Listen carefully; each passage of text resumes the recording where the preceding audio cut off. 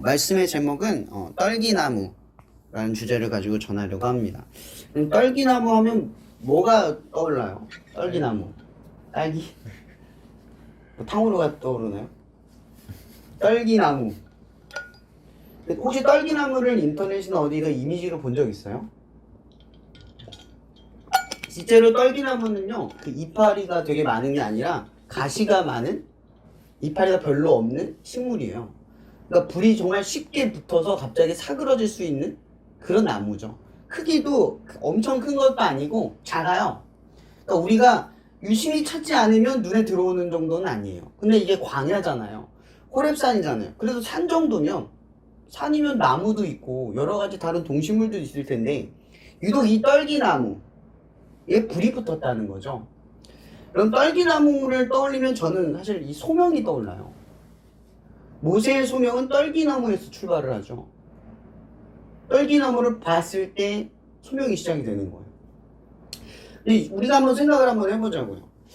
모세, 예배에 대한 질문을 해볼게요. 예배에는 조건이 있죠. 예배를 구성하는 절대적인 조건들이 있을 거예요.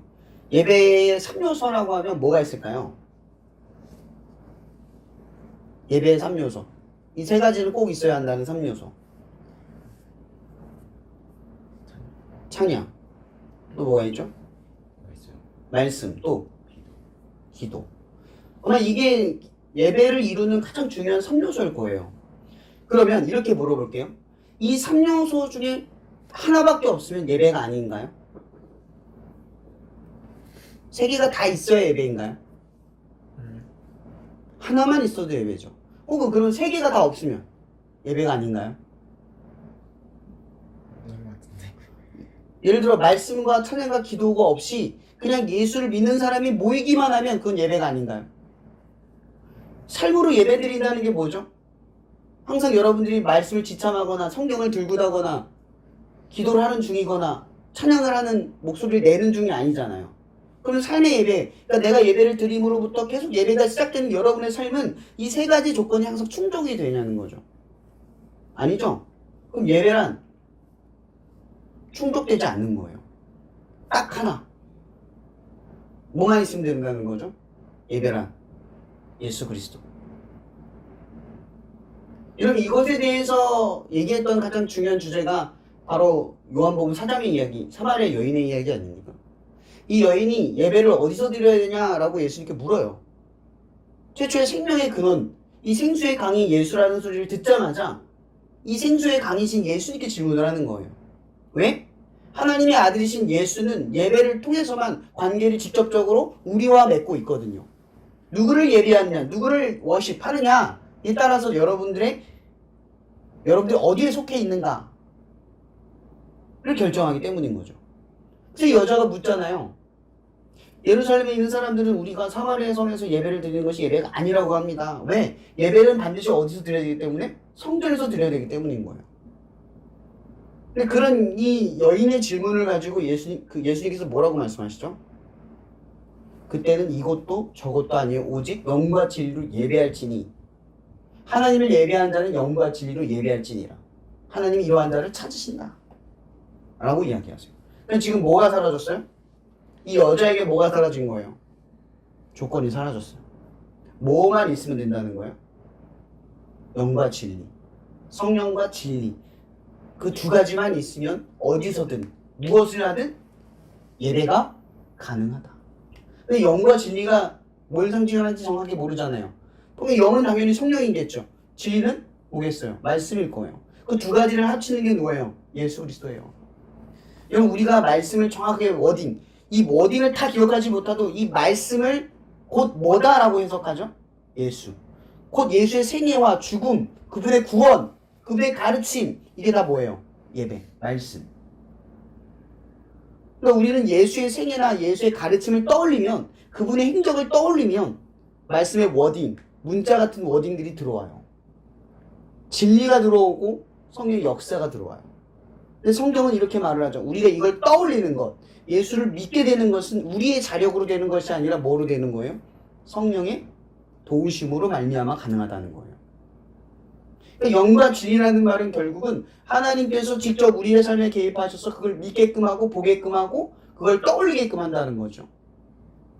어떤 자격과 조건을 상실한 상태에서도 그것이 가능하도록. 이게 되게 중요한 포인트예요. 자, 제가 왜 이 얘기를 하는지 보세요. 모세가 이스라엘 사람, 히브리 사람으로서 40세가 될 때까지 모세의 왕자, 그러니까 이때 왕자였어요. 학식도 뛰어난 곳에서 배웠고 잘 먹었을 거고 기골이 장대했을 거고 인정받는 자리에 있었을 거고 자기를 따르는 사람도 있었을 거예요. 그런데 그가 40세가 돼서 정말 이스라엘을 끌어야겠다, 히브리 민족을 끌어야겠다라는 그 리더십을 그 소명감을 가지고 나갔을 때 어떻게 됐어요? 하나님이 선택을 하시고 쓰셨나요? 충분한 조건이 차여졌다고 느껴졌을 때쯤 모세는 오히려 상실돼 버리죠. 소명과 사명에서 비껴나 버려요. 아무런 의미 없는 삶이 돼 버려요. 결국 그가 쫓겨난 곳이 어디죠? 어디예요? 어디로 쫓겨났어요? 몰라요? 왜 서로 봐요? 모세가 어디로 쫓겨났어요? 미디안! 두 분 진짜 이러실 거예요? 미디안으로 쫓겨났잖아요. 그죠? 미디안으로 쫓겨났어요. 그래서 미디안에서 이도를 만나, 그 루엘이라고 하는 장인을 만나 거기서 결혼을 하죠. 그리고 몇 년을 살아요. 그거에서 40년. 40년을 살아요. 그럼 그만큼 자기의 어떻게 보면 자기가 충족했다고 느꼈던 시점을 벗겨나서 가장 자기가 충족하지 않은 상태로 40년을 살아요. 그의 나이가 몇 살이죠? 80세. 여러분 이거 현대적으로 해석하면 안 돼요. 지금은 40세만 되면은 이제 아직 한창 때라고 얘기할 정도의 시기가 왔지만 그 당시 사람들에게 한 세대는 40이에요. 그러니까 보통 평균이 20에서 40세에 죽는다는 게 정설인 거예요. 평균 나이가. 많아야 40인 거예요. 많이 못 살아요. 근데 모세가 80세가 됐다는 얘기는 뭐예요? 아무리 건강하든 건강하지 않든 나이를 그 정도로 먹었으면 뭐가 없어요? 하나님께 쓰임받을 수 있는 충분한 조건이 완전히 상실된 지점까지 간 거예요. 모세 자신도 생각했을 거예요. 이제 나는 하나님께 쓰임받을 수 없어. 아니 그 생각도 못 하겠죠. 나는 이제 버림받았어. 끝났어. 그런 상태로 몇 년을 살아요? 40년을 살아요. 바로 오늘 떨기나무는 이 모세가 소명을 시작하는 지점이에요. 자기가 다 끝났고 이제 하나님을 더 이상 바라볼 수 없는, 그러니까 하나님께 쓰임받을 수 없는 상태에 완전히 제로가 돼버린 거죠. 그 상태에서 이 모세가 지금 뭘 하고 있는 거예요? 떨기나무를 보기 전에? 늘 했었던 일상이에요. 양을 돌보는 거죠. 아무 의미 없이, 아무 목적 없이 그저 해왔던 일을 반복하는 거예요. 대단하거나 특별한 일이 아니라 하나님이 우리에게 맡기신 특별한 소명과 사명으로 여겨지는 일이 아니라 그냥 했던 일이에요. 그러던 중에 오늘 뭐를 봐요? 떨기나무를 발견했다는 거죠. 여러분 이런 생각 안 들어요? 모세가 떨기나무가 그곳에 있다는 걸 미리 알 수도 있지 않았을까요? 특별히 갑자기 그곳에 떨기나무가 타지 않고 있다는 걸 발견했다. 그래 그제서야 떨기나무의 위치를 확인했다일까요? 아니면 우리가 한번 픽션으로 상상해보면 미리 언젠간 한 번씩 이 떨기나무의 위치를 알고 있었지 않았을까요? 제가 왜 이걸 근거로 하냐면 그 당시 저번에도 한번 말씀 통해 얘기를 했는데 뉴질랜드에 있는 양떼 목장들은 풀밭이 워낙 많아서 그냥 근처에 풀로 방목해 놓으면 알아서 먹고 다시 들어와 이러면 문 닫고 다시 들어가면 울타리 안에 들어가면 그만이에요. 근데 이스라엘의 양들은 방목을 하려면 풀을 쫓아서 어디에요? 미디안 지형을 이동을 해야 돼요. 그러니까 예를 들어서 지형이 어떻게 되냐면 여기가 애굽이에요. 이렇게 파여 있는 데가 만이죠. 그리고 이쪽이 이드로의 장인이 미디안 광야예요. 여기가 뭐예요? 호렙산이 있는 지형이에요. 그러니까 양떼를 먹이기 위해서 다녔던 길은 실제로 뭘 위해서 다녔던 길과 비슷한 줄 아세요? 출애굽 이후에 모세가 이스라엘 민족을 끌었던 40년의 길과 동일해요. 신기하게도 동일하죠. 그러니까 그러니까 모세는 뭘 알고 있었냐? 그 땅의 지형을 가다 보면 물이 어디에 있고 풀이 어디에 있고 쉴 만한 것이 어디 있는지를 알았다 몰랐다? 알았다. 그럼 떨기나무 위치를 알고 있었다 몰랐다? 알았다. 알 수밖에 없는 거죠. 근데 모세가 주목한 것은 떨기나무가 아니에요. 왜? 아까도 제가 했죠. 떨기나무는 중요한 게 아니에요. 쓰지도 못하는 나무예요. 뭐 장작으로 쓰지도 못하고 쉽게 타버리는 나무라. 장작이 되려면 좀 두꺼워야 되잖아요. 숯이 돼야 되잖아요. 그런 나무는 아니에요. 또 열매를 얻거나 아니면 힘을 가질 수 있는 나무도 아니에요. 자, 그럼 우리가 여기서 한번 떠올릴 게 있어요. 떨기나무에 하나님의 불이 임했어요. 타지 않는 불이 임했어요. 떨기나무는 무엇을 상징할까요? 아무것도 아닌 자기 자신과 상징하는 거예요. 모세는 떨기나무 같은 거죠. 이런 떨기나무가 그곳에 있었을 땐 아무 의미가 없어요. 아무 목적도 없고요. 아무 필요도 없는 존재예요. 근데 하나님의 불이 떨기나무에 내리니까 타지 않는 그 나무가 의미가 생겨요. 바로 이게 뭐예요? 모세에게 소명이 던져졌더니 모세의 인생에 의미가 생기는 거예요. 그럼 모세는 40년의 그 양떼를 이끄는 그 과정 속에서 자기의 삶의 중요함, 내 삶의 특수함, 특별함, 이걸 모르고 40년을 살았어요. 근데 모르고 사는 40년 동안 그 미디안 광야와 이집트 사이에 있는 그 땅의 지형을 돌아다니면서 그 지형을 어떻게 해요? 자기가 정탐을 하면서 파악하려 들지 않았고 배우려 들지 않았지만 자연스럽게 양을 키우면서 어떻게 돼요? 그 광야를 배우게 된 거예요. 근데 하나님의 소명이 던져지니까 그가 간 길에 의미가 생겨나요. 여러분, 우리의 인생에도 그런 일이 많아요. 저도 매번 생각을 많이 해요. 공장에서 이제 수많은 시간들을 보내잖아요. 저는 사역하는 일주일에 가만 보면 사역하는 게 별로 없어요. 너무 없어요. 내가 뭐 하는 걸까? 내가 제대로 하는 걸까라는 생각을 정말 많이 해요. 무의미하게 흘러가는 시간들을 생각을 많이 해요. 뭘까? 근데 그런 삶 속에서 늘 씨름하는 게 이거예요. 무의미함이 아니라 의미 있는 시간이다라는 걸 배우려고 하는 거예요.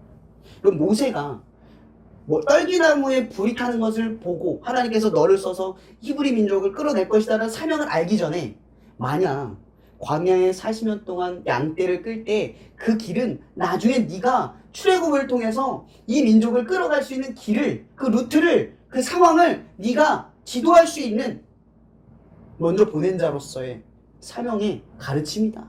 하나님이 이걸 먼저 알려주셨으면 어땠을까? 그럼 좀 더 버티기 쉽지 않았을까라는 생각은 안 들어요? 근데 하나님 안 알려주시잖아요. 40년 동안 침묵을 하신 거예요. 모세의 인생에 침묵을 했어요. 한마디 말씀도 없이 그를 40년 동안 아무 의미 없고 목적 없이 내가 이걸 왜 하는지도 모르는 상황을 40년 동안 지내게 하셨다라는 거예요. 근데 중요한 건 하나님의 침묵 속에서도 하나님 모세를 준비하셨고 모세의 정확히 부를 때를, 카이로스의 그 때를 정확히 예비하셨다라는 거예요. 우리는 문득 그런 생각을 해봐요. 떨기나무. 이런 떨기나무는 아까 제가 뭐라 했어요? 열매도 없고 장작으로 쓸만하지도 않고 특별하지도 않고 그늘로 쉼을 얻을 만한 크기도 아니에요. 그냥 우리 눈으로 보면 그거요. 저 왜 나무 저 왜 있어? 저게 쓸데없이 왜 저게 있어? 그런 생각도 사실 안 들죠. 지나치는 나무예요. 그냥 무심코 흘려버리는 나무예요. 사람들도 주목하지 않고 동식물들도 주목하지 않고 그냥 있는 나무라고요. 이건 우리도 똑같아요. 하나님이 우리에게 소명을 일깨워주기 전까지 우리의 인생은 그냥 떨기나무 같은 거예요. 대단하고 특별한 어떠한 일을 한다고 해서 우리가 떨기나무라는 우리들의 삶의 처지를 벗어날 수 없어요. 근데 우리는 자꾸 떨기나무가 아니라고 생각을 해요.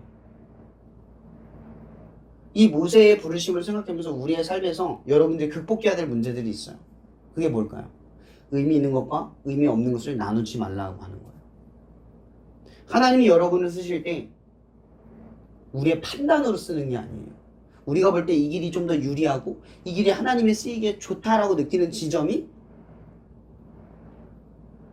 선한 길이 아니라는 거죠.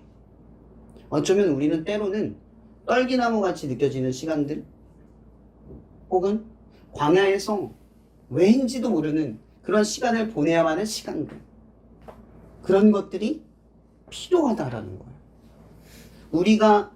우리가 하나님을 위해서 전략적으로 살아가는 그 어떠한 자격과 조건을 채우려고 하잖아요. 삶에서.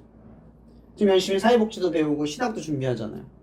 그런 것들이 다 우리의 생각 속에서 유비되고 준비되는 거예요.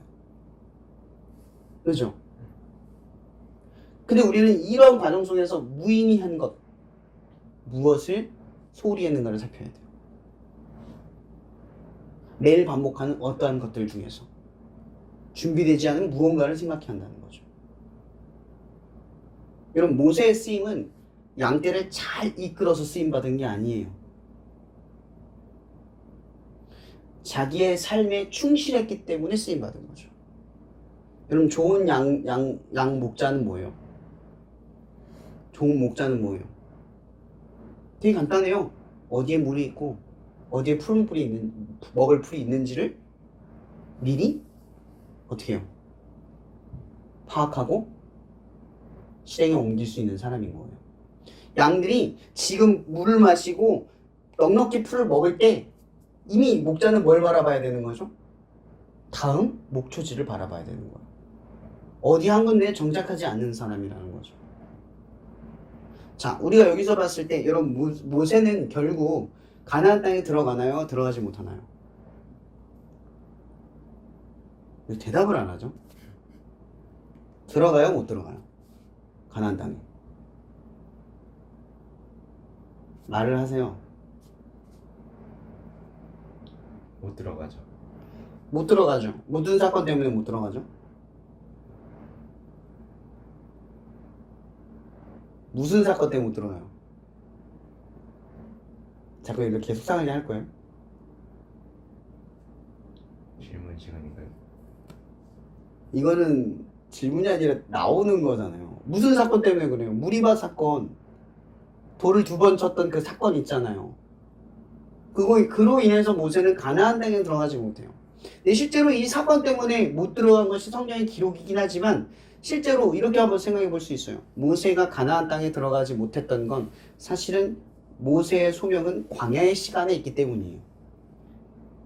그 땅을 정복하고 차지하는 것은 모세가 해보지 않은 삶의 방식이죠. 어쩌면 이것은 하나님의 배려예요. 모세의 소명은 끝난 거예요. 그의 소명은 어디 있을 때 탁월했다? 광야에 있을 때 탁월했다는 거죠. 그러면 가나안 땅을 정복한 건 누구예요? 여호수아.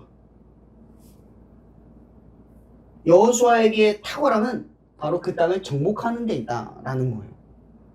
그렇다고 우리가 이렇게 볼 때 가나안 땅에 들어간 여호수아가 더 대단한 겁니까? 가나안 땅에 들어가지 못한 모세가 더 대단하지 못한 겁니까?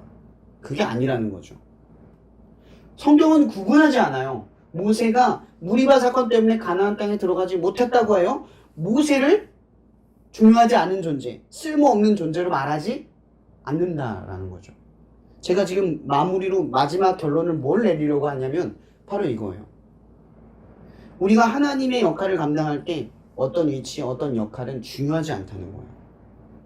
중요한 것은 하나님이 토기장이신 것처럼 우리가 적당히 필요한 자리에 쓰임 받도록 우리를 이끄신다라는 거예요. 그래서 우리는 한 말씀, 이 복음서의 한 말씀을 떠올려요. 맡긴 자에게 행할 것은 충성이다. 이 한마디로 끝나는 거예요.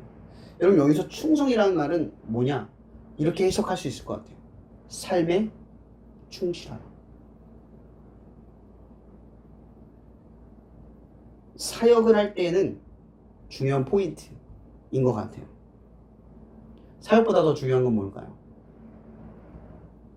그걸 이루는 여러분의 삶 자체라는 거죠. 거기에 충실하라는 거예요. 나라는 존재가 가족과 친구와 이 사역을 하는 공동체 원들과 사람들과 하는 그 충실함. 공장에 가든 아니면 내가 알바를 하든 뭐 어떤 일을 하든 어디에 있든 실력과 능력을 탁월하게 갖추려는 게 아니라 그곳에서 충실하게 살아가는 것을 갖추라는 거예요. 그게 하나님의 소명의 출발 지점이라는 거죠. 그럼 능력이 좋은 사람 하나에 쓴다는 게 아니라 그곳에 있는 사람들과 그곳에 있는 역할들과 또 그곳에 있는 나의 부르심의 정도에 따라. 그러니까 이런 사람들, 이런 그리스도인들은 적어도 어떻게 살지 않겠죠? 남들이 하는 정도로만 살지 않을 거예요. 내가 주어진 역할만에 멈추지 않을 거예요. 이 맡겨주신 하나님의 뜻에 집중할 테니까. 적어도 우리는 성령을 통해서 하나 깨닫는 게 있어요. 이 모세라는 존재를 통해 깨닫는 게 있어요. 모세는 출애굽의 40년, 그러니까 미디안에서의 40년의 인생이 어떠한 목적으로 흘러가는지를 몰랐단 말이에요. 떨기나무를 발견하기 전까지. 그렇죠? 여러분들은 말씀을 읽고 예배를 드리고 기도를 하면서 매번 우리는 뭘 깨달아요? 적어도 우리 인생에 40년의 미디안 광야의 시간이 아니라는 걸 깨달아요. 충분히 의미가 있는 시간들을 살아내고 있다는 걸 깨달아요. 근데 언제 그걸 깨달아요? 떨기나무를 보았을 때. 내가 떨기나무임을 알았을 때. 그 불이, 타지 않는 불이 떨기나무에게 임했을 때 떨기나무에게 의미가 생겼어요. 바로 여러분의 인생도, 내 인생도 하나님의 불, 그러니까 성령, 그 예수, 영과 진리라고 하는 예수, 그 말씀이 여러분의 삶에 떠오르게 될 때 의미가 생기는 거예요. 여러분 하루를 살아도요, 말씀 없이 살면 오늘 산 게 이유가 없어요. 아, 힘들다, 지친다. 내일이 두렵죠. 근데 반대로 우리가 힘들고 어려운 삶을 살 때 말씀을 떠올리면 의미가 생겨요. 내일을 살아갈 이유와 수정 상황이 생기고 어떻게 다짐하고 결단을 할까 생겨요. 여러분의 딸기나무 어디를 바라봐야 합니까? 이 말씀으로 마치려고 합니다. 떨기나무, 여러분의 소명이 시작하는 자리를 바라보십시오. 그 타지 않는 불은 여러분이 떠올리는 지점에 있다는 것. 그것이 여러분의 삶에 의미를 불어넣어 준다는 사실을 날마다 깨닫기를 바랍니다. 기도하고 마실게요. 사랑해 주님 감사합니다. 오늘도 이렇게 우리가 하나님의 말씀을 나눕니다. 모세가 떨기나무 가운데에서 하나님의 소명을 발견하듯이 하나님, 우리도 우리의 삶 가운데에 의미가 있든 있지 않든 항상 하나님 안에 우리의 소명을 발견할 수 있게 도와주시옵소서. 하나님, 우리는 자꾸만 판단하려 듭니다. 우리는 중요할 때만, 특별할 때만 하나님을 더 가까이 두려고만 합니다. 그러나 주님, 우리의 충실함은 여기 있으니 우리의 삶의 가장 소소한 어느 지점까지도 늘 하나님과의 친밀함을 놓지 않고 살아갈 수 있는 충실함이 임하게 도와주시옵소서. 그것이 우리의 주어진 사역이든 우리의 가정이든 친구든 공동체이든 그 무엇이든 간에 말씀 아래에서 의미를 발견하고 목적을 쫓아가는 우리 되게 하여 주시옵소서. 우리가 날마다 이 떨기나무를 발견하게 될 때 아무런 자격과 조건 없이 우리에게 내리시는 성령의 불을 늘 감사함으로 여기게 하여 주시옵소서. 그 불로 인하여 우리의 삶에 말씀이 떠오르게 하시고 그 말씀 속에 기도하며 우리의 삶의 충실함을 일깨워 우리의 소명을 회복하는 그런 인생을 살아갈 수 있도록 오늘 말씀이 우리의 삶 가운데 역사하여 주시옵소서. 모든 것에 감사하며 살아계신 예수님의 이름으로 기도합니다.